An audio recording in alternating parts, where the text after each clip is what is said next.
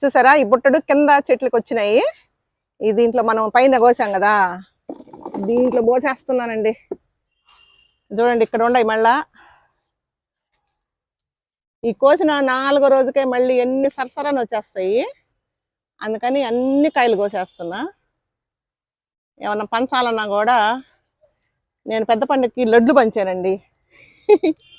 ఈసారి టమాటోస్ పంచుతా. ఇదిగో చూడు, చూడండి బుట్టడు. ఇది అసలు మొయ్యగలనా అండి?